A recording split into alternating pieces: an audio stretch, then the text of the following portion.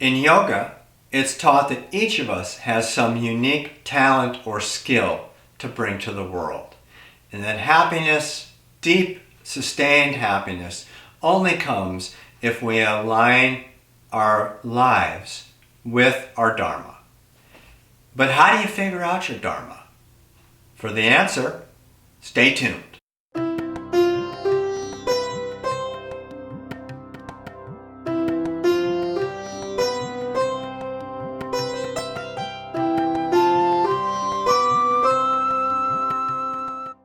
One translation of the word Dharma is life purpose.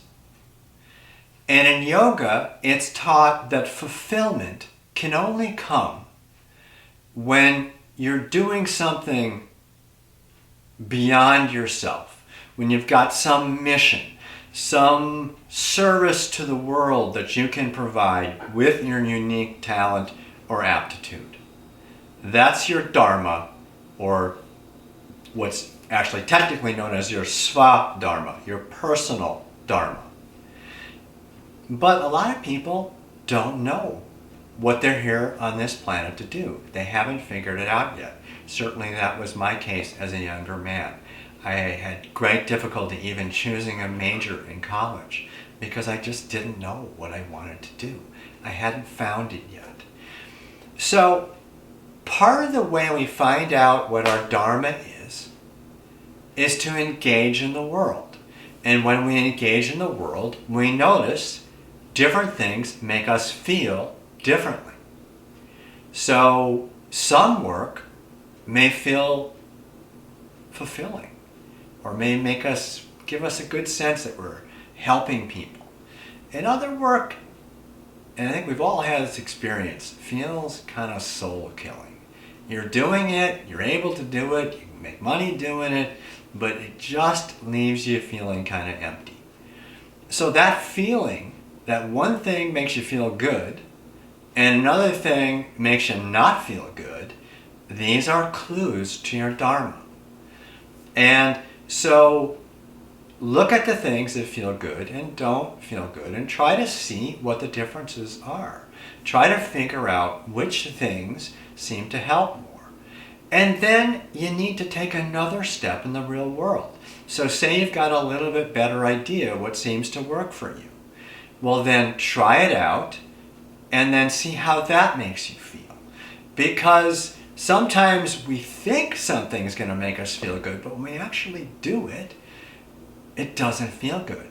I heard a story of a woman years ago who really wanted to be a lab scientist. She was fascinated by science. She wanted to get involved in working in a laboratory. And so she volunteered to work in a laboratory. And she hated it. She was stuck inside all the time. The hours were long. She just didn't find it fulfilling, even though she thought she would. So you've always got to submit your ideas to the crucible of your direct experience. And then basically it's like that old game you may have played as a kid. You're getting warmer, ice cold, like that. And so with progressive feedback, with trying new things, more and more over time, we refine our vision of what we want to do.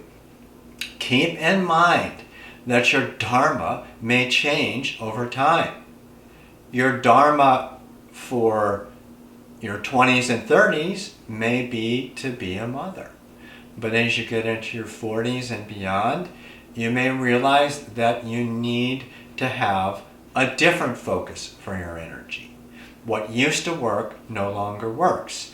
And of course, one of the things that happens in yoga practice as we tunnel deeper and deeper into our own awareness, start to notice that the feedback that our mind and body gives us, we may realize that even though we thought we were doing something that was good for us, that it no longer is, and that some kind of change may be necessary. Now, we can't all just drop what we're doing and join the circus. So you've got to figure out a practical way to move progressively over time, ideally more and more to what feels like your Dharma. And if you're fortunate, you'll be able to get to a situation where you're able to do this as your main focus. Okay, thanks much. Take good care. Namaste.